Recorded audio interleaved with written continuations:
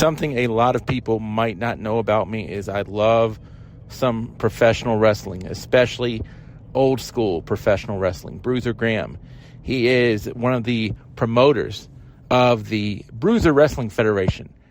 He joined me on the Sports Buffet podcast to talk about his journey. How did he get started in professional wrestling? How did it go from wrestler to promoter? Or was it all encompassed at one time? We'll find out that and more as Bruiser Graham talks with me on the Sports Buffet podcast. Talking to Troy Loveday, also known as Bruiser Graham, BWF, Bruiser Wrestling Federation. You wrestled, you promoted, you've done a little bit of everything. Talk about how you got into the promotion side of it. Okay, Bob. As you know, I've been in this almost 30 years now. I started in 1995 when I first went up to Jimmy Valiant's training camp. As far as the promoting side of it, me and my dad got into it. We established Bruiser Wrestling Federation in 2002, so this is our 25th anniversary of Bruiser Wrestling Federation. And how I got into it was basically one of my cousins wanted to do a fundraiser at my high school, Appomattox, for the after prom party. And we did it through a gentleman by the name of James Wells up here. He kind of co-promoted the show under his organization.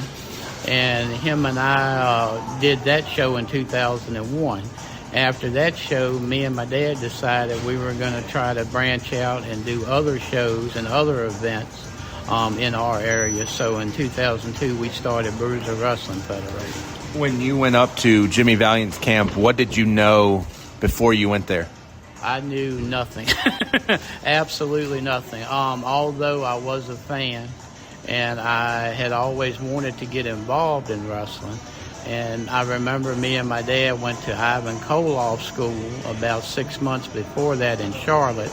And we also visited Jimmy Valiant's camp.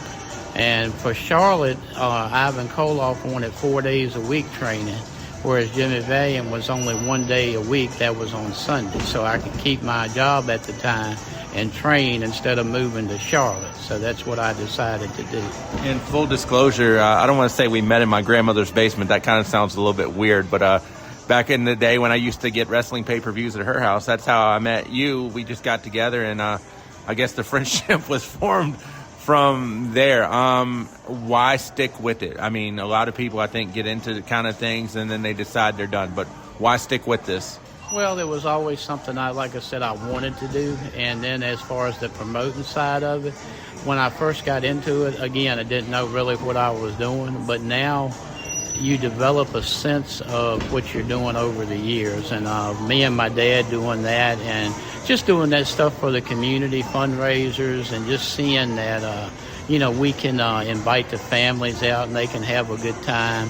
It means a lot to us and to raise money for the community. And it's just not something I ever wanted. I mean, I'd be lying if I said I didn't want to go like WWE at one time. But, when you get older, you really feel like, you want to give something back. And that's what I'm trying to do through these fundraisers and events. And that's why we've been doing 25 years worth of shows, just to give back. And, when I was little, there's no way I could have had wrestling anywhere near like right there in front of me. But now we give the fans an opportunity where they can go see wrestlers, interact with them, and not be like WWE, way up in the cheap seats and never get to talk to them.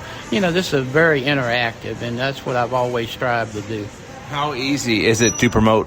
There is no easy about it at all. It is a lot of work. It was a lot of behind-the-scenes stuff as far as booking the talent, getting the posters, postering the town.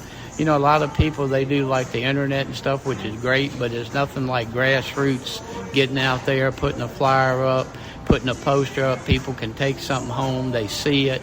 It reminds them of it. And, you got to beat the bushes. I can't tell you how many days and hours me and my dad have spent just going around behind the scenes. And then, of course, you got the day of the event. Things come up. Sometimes people can't get there, and you have to, kind of go away from what you had originally planned as far as the schedule goes. But, that all comes with the territory. But there's no other job in the world like it, and I wouldn't trade it for anything. Well, I look at it this way. Before the internet, I grew up on Mid-Atlantic Wrestling. They had the rainbow posters. They had to go promote like that. So there was no posting on a site saying, hey, come see Ricky and Robert, come see Ric Flair, come see whoever.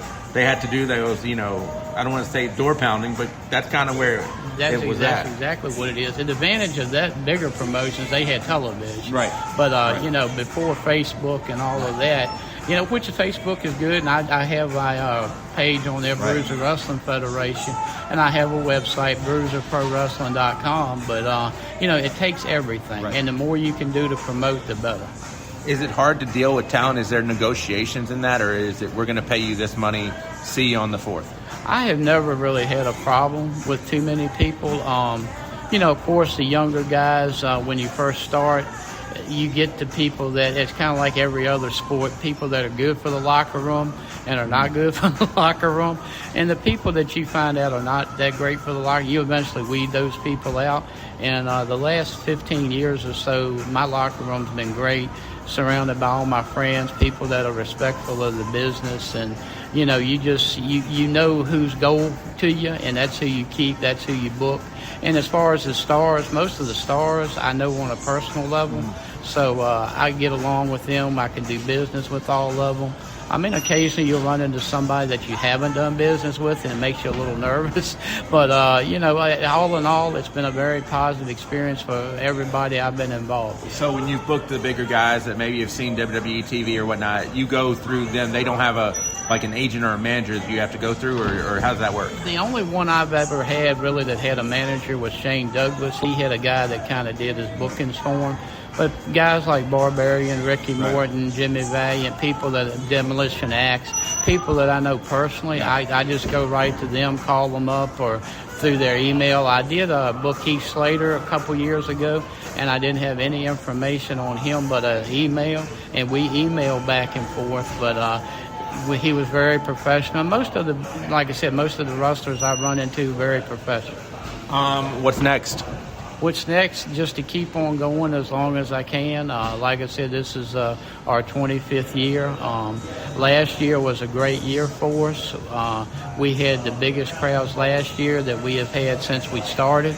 And I just want to keep that momentum going this year for our 25th anniversary. Don't know how many more years, but, I want to keep going as long as I can. Does it get more difficult the older you get because you don't have that hands-on kind of interaction with guys maybe that you did when you were 35 or whatnot? Well, the easier I think it's gotten for me is because I don't wrestle as actively as I used to. It used to be where you had to worry about your own, wrestling, and then on top of that, the show. But now I'm more on the promotion side of it, so I get to concentrate more on that, what needs to be done for the event. Thanks for taking us behind the scenes, and we'll do it again. Hey, anytime, and just remember, listen to the Sports Buffet. And, hey, if you want to go to Bob's Basement and watch a pay-per-view, I'm sure he's still available for that. No more basements, but we can always go somewhere. I appreciate the time. Yes, Bob, and thank you. And like I said, anybody wants to come out, we're supposed to have an event June the 13th at Appomattox Moose Lodge, which is our annual fundraiser for Relay for Life. So everybody come out. There'll be information about that on our website and our Facebook page.